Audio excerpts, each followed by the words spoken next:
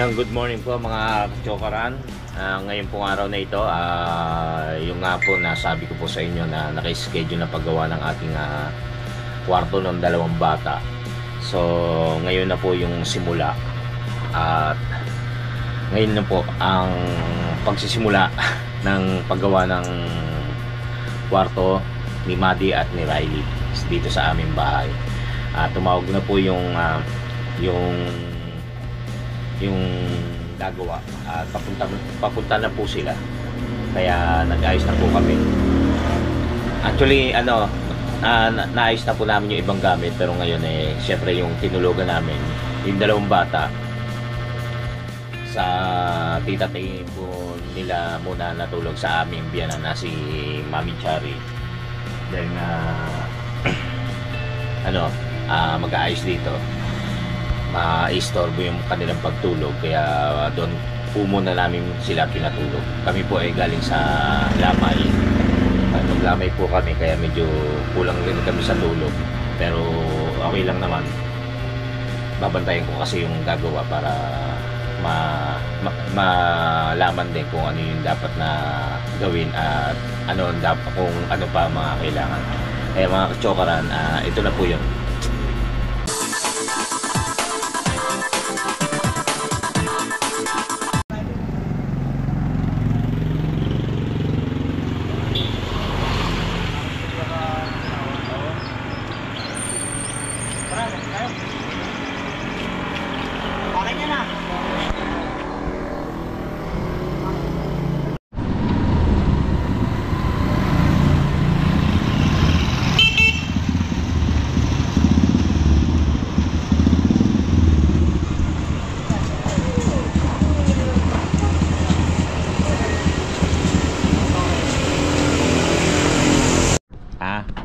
Problems.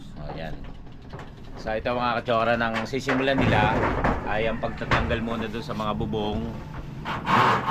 Tapos si Piwi ang sa yung contractor ba tawag doon? Hindi, foreman lang. Foreman. yung contractor siya, yung aming mga tao para gumawa, mga kasama niya. Ayan. Tatanggalin muna yung mga natin, bubong. Tapos i-assemble mo na. I-assemble yung tawag doon? Tubular. Yan. Unahin muna natin yung bubong pataas. Yan. Yung mga kasama niya. Kaya ito hindi muna tayo nalis lang natin yung pwedeng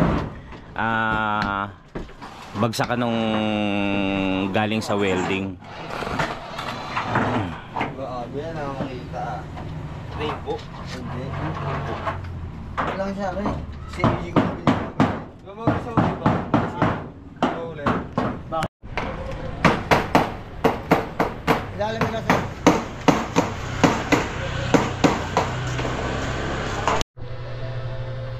Kagaya nga po ng nasabi ko, ang unahin po nilang tanggalin mo ngayon ay bubong. Tapos mag-aano na sila ng ano ba tawag doon, yung bakal, tubular, para hanggat maaari, sabi ni Piwi, yung ating foreman or contractor na kausap ko, pipilitin nila malagyan muna ng bubong para kung sakaling umulan, safe kami sa pagtulog. So yun ang gagawin nila ngayong araw na ito. Tapos sana dumating kagad yung magde-deliver. Pero kahapon po kasi na sila, umorder na for delivery na para magamit na yung mga materyales. Hintayin lang po yung nagde-deliver habang sila ay nagtatanggal na sa itaas ng mga bubong. So kasama sa vlog siyempre. Siya si Piwi, yung ating kasamahan at kakilala. Siya po yung ating ano ba tawag doon? Foreman ba? Or Foreman contractor. Foreman contractor. Yan po. Para maliwanagan nila kung ano pa ang gagawin natin ngayong araw na ito. Yung pagtanggal ng bubong, tapos pipilitin natin buo na agad natin yung mga poste, may tayo, tsaka malagyan ng ano, bubong. Kasi nag-uulan sa hapon. Kasi baka wala silang tiwala sa pagsalita ko kanina. Kaya tinawag kita. Okay, thank you ha. Siya si Piwi, siya po yung ating nakontrata para gumawa at tumawag ng mga makakatulong dito sa paggawa dito sa bahay. Kumbaga iyan sa iyan yung mga tubular doon sa mga bakal na nakakabit dyan. Tatanggalin ko, ano lang yan eh. Si Parlin lang pala yan eh. Aalisin ko yan? Oo, si Parlin lang pala yan eh. Okay, tapos ano yun? Kapalitan ko ng tubular na 2x4. Para doon ikabit yung mga poste. Yung mga poste. Okay. Mahina pagka si Parlin. Pinatagin pala po baka kapit na yan.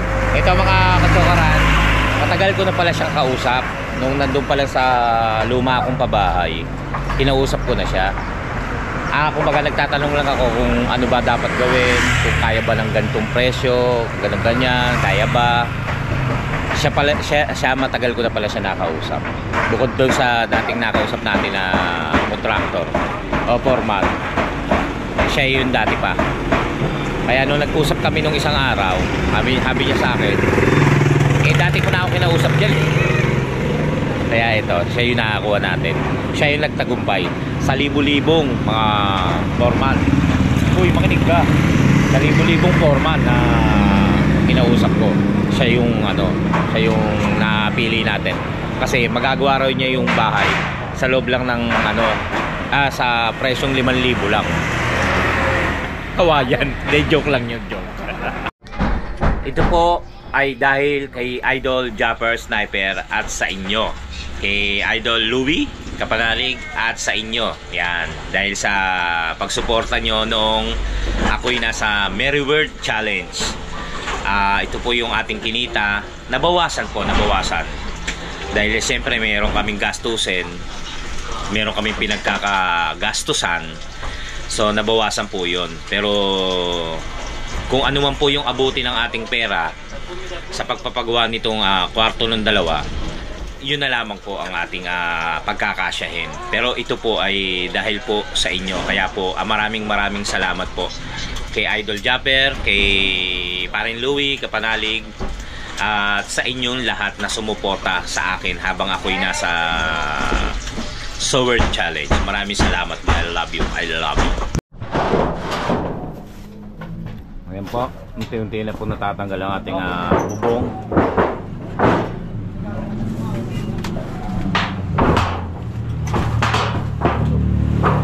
Papatong lang, no? Ito.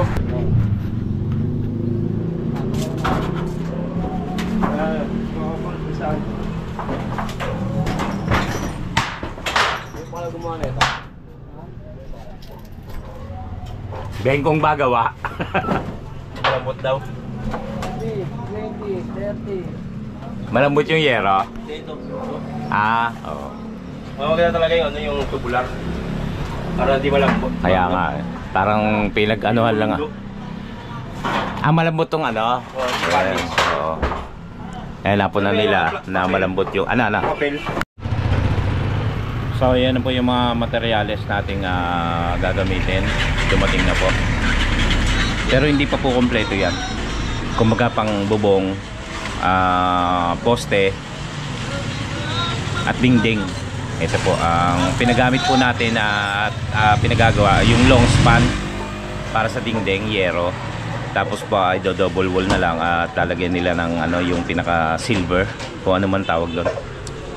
Ayan po, dumating na po.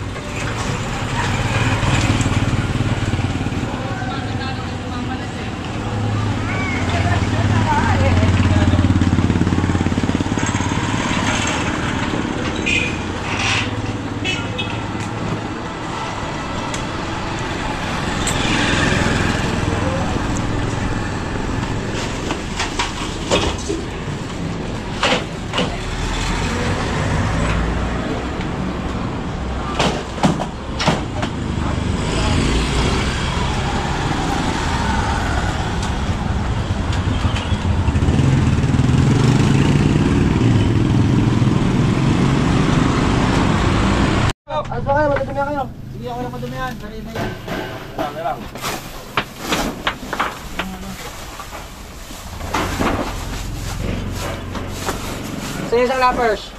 Oh, kami.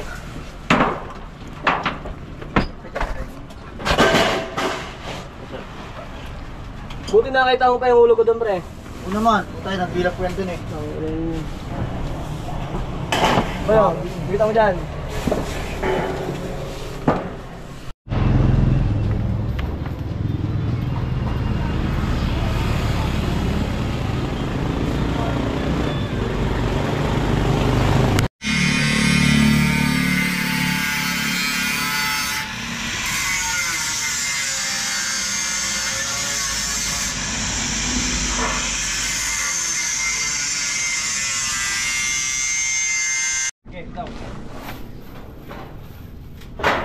Kita na ang langit.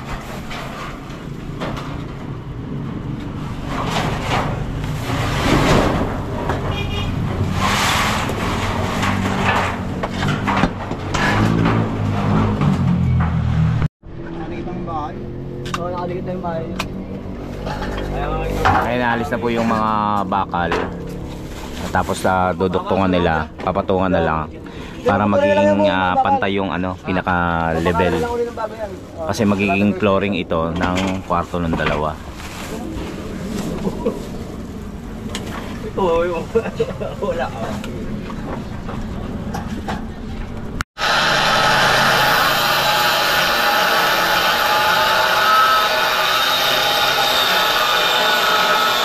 Sagad mo lang. Paluin lang, paluin. Okay lang, paluin lang.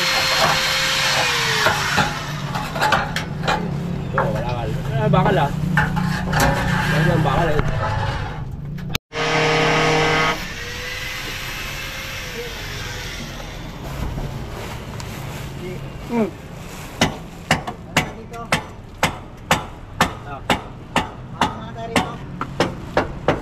Ha?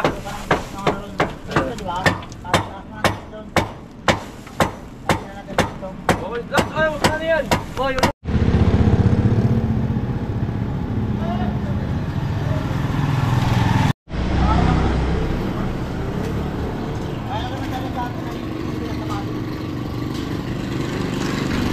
Ayan, tanggal na yung bubong. So, lalagyan na nila ng poste. Or kung ano man yung gagawin nila, pero tanggal na yung bubong.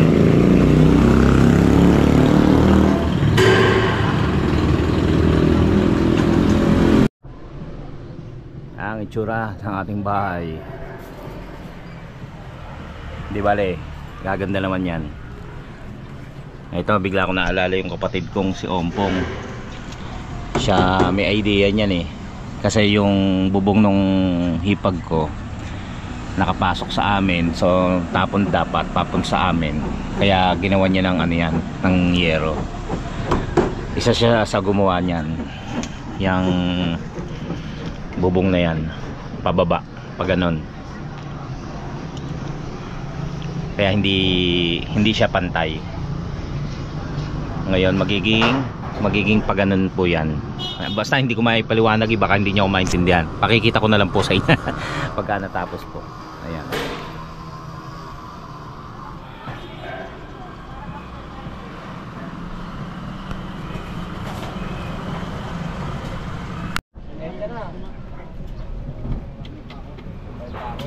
Ulen? Sabihin mo ako, nagilid pa rin. Abay ba 11 bar? Out. 11 bar.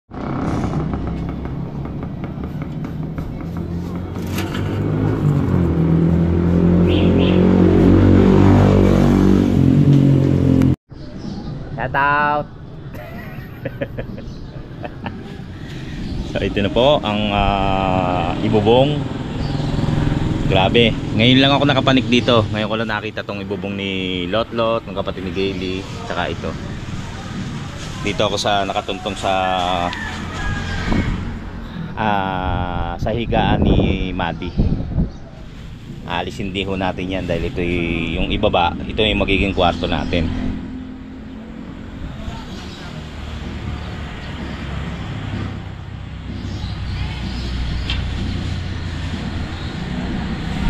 Ang init, alas 10 na po ng umaga at nagme-merienda lamang po yung ating mga manggagawa.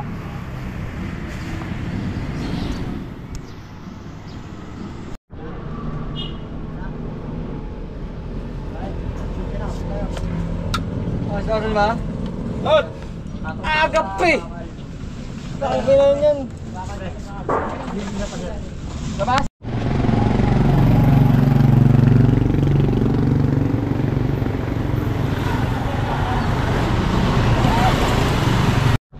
Break time, alas 12 na po at yun, umuwi na po muna sila para kumain.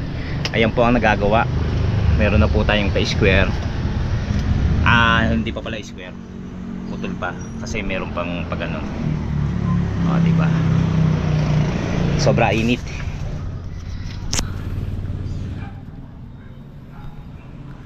Sana pipilitin daw, sabi ni Piwi.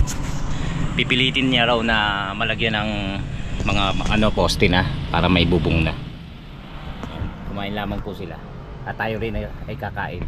Galing po tayo dun sa ating kapatid na sa bahay, yung kapatid.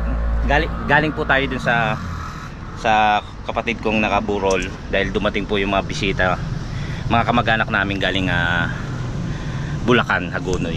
Kaya hinatid ko po muna doon sa mga ate ko. Kaya ako bumalik dito para kumain naman muna. Kain po muna tayo. Yan mga kachokorang, kain po muna tayo. Ito, kumuha po ako sa mga ate ko ng natatawa ka. Kumuha po ako ng tilapia at saka ng espada o yung balila. Nagpipirito po kasi sila.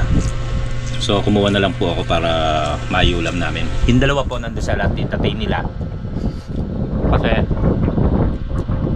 magdudumi rito, kawawa naman, wala namang pasok, kaya kahit tanghali magising, kung nandito sila maaga silang gigising kasi maaga nagtrabaho sila Piwi. Kaya yun, doon po silang tulog. Time check, 1:30 na po at ayan po, nakabalik na po ang ating mga manggagawa.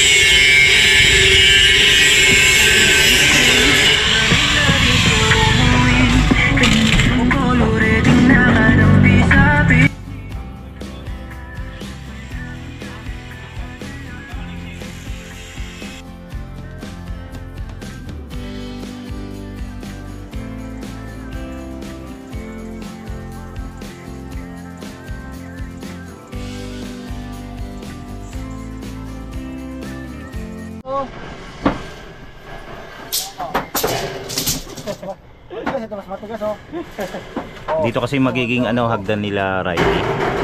Ayan, papuntang pababa.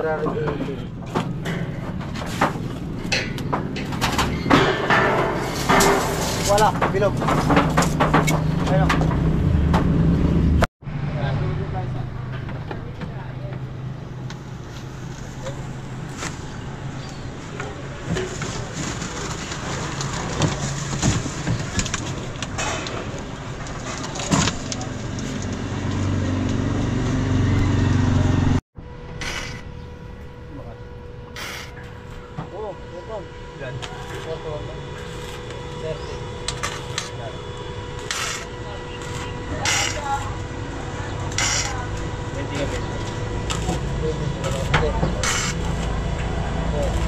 Bida, pakita ang bida.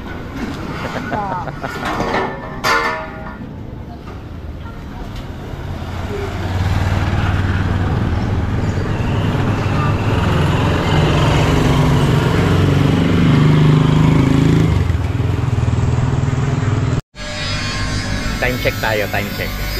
2:42. At so far, wow, so far. Ito na po yung natatapos nila.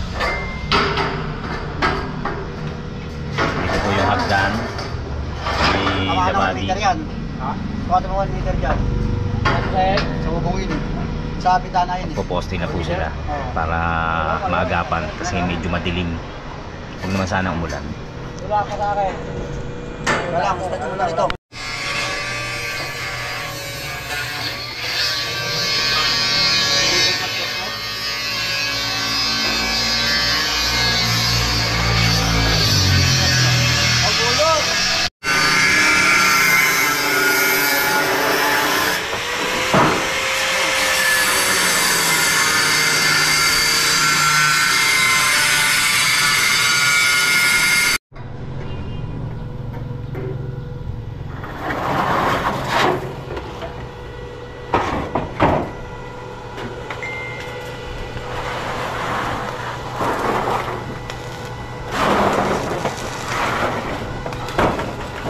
Bubulutin ka yan.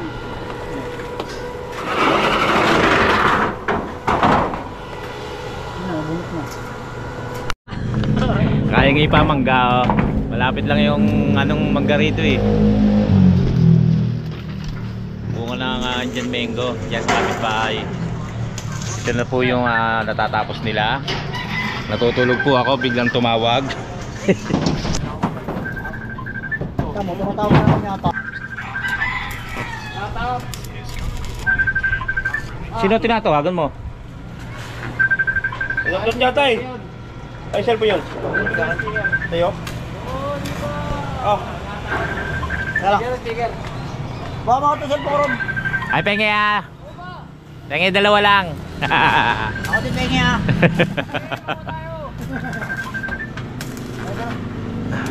Kapitbahay, mabait na kapitbahay. Ito na, sa taas na tayo. Kakalula. Hindi ako sanay ng ganito. Kumuha lang tayo. Nakikita na.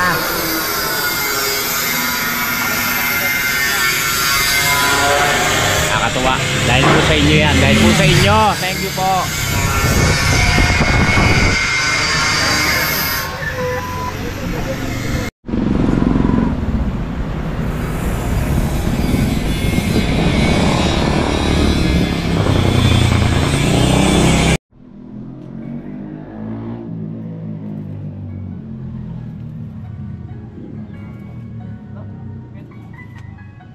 Nasayang lang yung bala na ito. Tagalin mo na. Tagalin mo na. Ayan mga kajoran, 4:25 na po ng hapon at yun, kasalukuyan pa rin po silang gumagawa. Patuloy pala na sila ay gumagawa. Nakakatuwa lang po at na-excite po kami dahil nakikita ko na unti-unti yung ating forma nung ginagawa nila. Nandun ako sa taas kanina, di ba? Nakakalula nga lang. Hindi ako sanay ng ganun eh. Kaya bumaba na ako. Yun na, nakaka-excite. Tapos habang ginagawa yan, picture ako ng picture, pinakikita ko doon sa dalawang bata, kay Maddie tsaka kay Riley doon sa, nandun kasi kila Ate Tay tsaka kila sa mami kay Ate Digna. Kaya yun, natutuwa rin sila na napapawaw sila kada pixel doon ng picture. Yun lang, ang problema lang din yung paglilinis. Ang daming dumi sa taas. Sagot na ni Gayle yan. Siyempre ako yung nag-aasikaso. Siya naman maglilinis mamaya. Dahil sa inyo yan, maraming salamat sa inyo sa inyong pagsuporta kay Idol Japper at kay Paring Kapanalig, sa lahat ng team Kapanalig at Soward Farm, Planet Soward. Maraming salamat sa mga kachokalan natin dyan. Thank you. Bili muna tayo ng ng garbage bag kasi yung mga damit ay ilagay doon yung ibang damit kasi talagang kailangan yan alisin eh. Uy, iba pala to susi kong dala.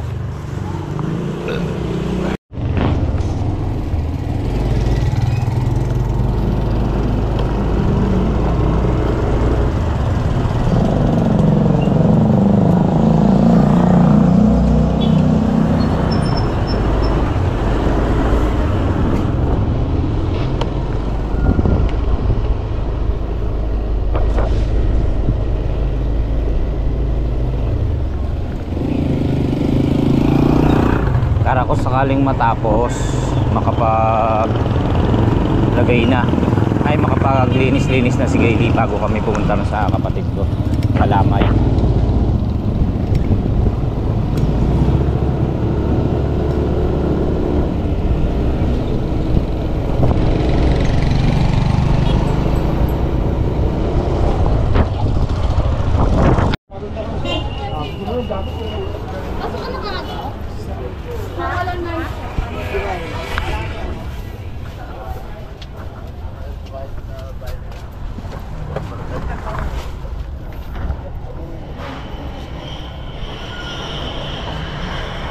Saan ba may tindang garbage bag? Ah, ito. May tinda ko kayong garbage bag. Magkano po?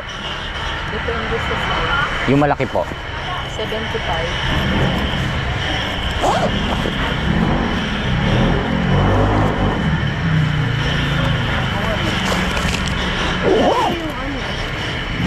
Malaki na ho yan. Double XL. Ate, may kinikilo po kayong kutsara. Pabili po 1 kilo. Tapos mga ilang finger po. Thank you po. Dalawang styro. Yan, para mailagay na yung mga damit.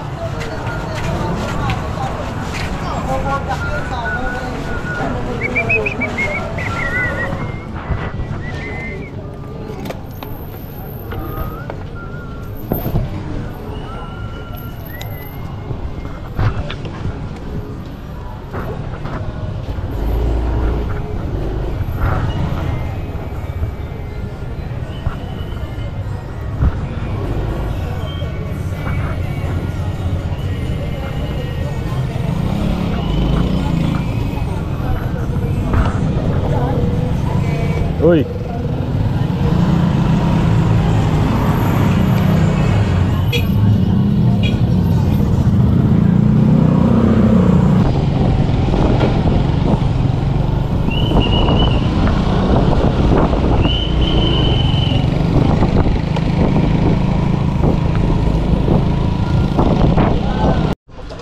Ayun, nilalagyan na ng ano, yung pangyero.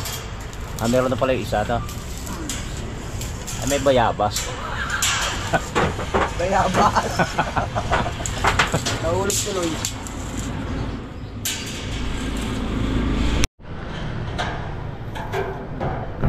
Nilagay na ng bubong.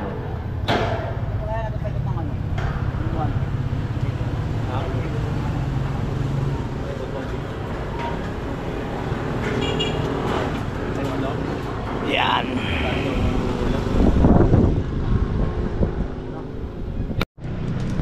Gusto ko pumanek, hindi ako makapanek. Nalulula pa ako.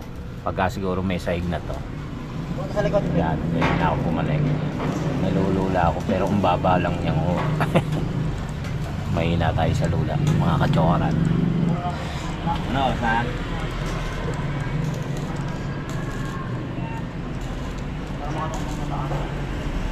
Bob. 5? Ah. 5:50 na po ng hapon. Kumbaga kasi Pacquiao ito. Bali kung ano yung mailagay na bubong. Gusto kasi ni Piwi makapaglagay ng bubong para kung sakaling ulan.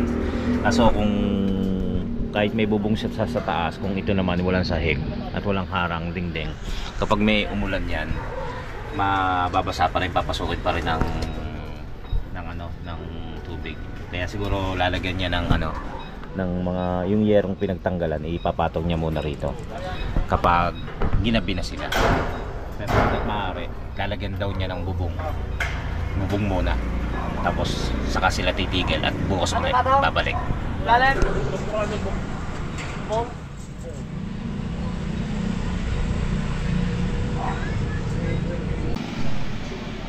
So ayan mga katsokaran, 6:30 na po ng gabi.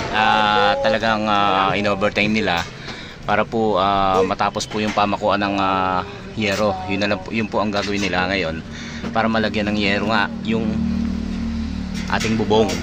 Tapos po okay na po muna siguro yan. Tapos babalik na lang sila. Conforme po sa kanila kung ano po yung gagawin nila pa.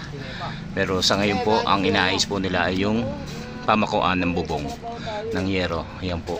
Nilagyan lang po natin ng ilaw para kahit pa paano maliwanag po sila. So yan mga kachokaran, ang natapos po ay ang mga dingding, itong sahig. Ang dingding yung pamakuan ng dingding sahig. Ayan.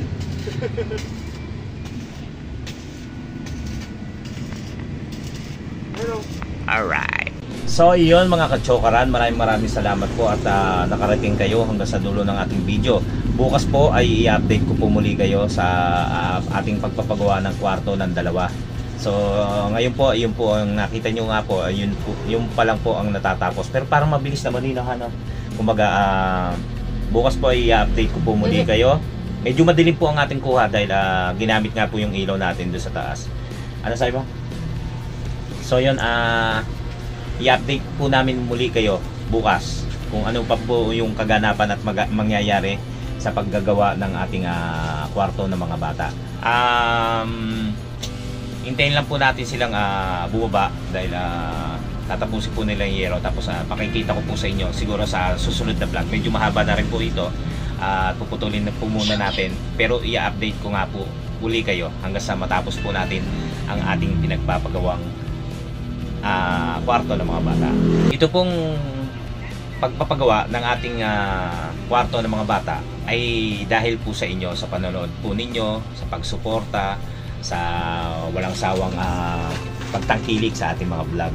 Maraming salamat po kay Idol Japper dahil sa pagpili niya po sa akin para makasali sa challenge na nung December Soward Merry Word Challenge.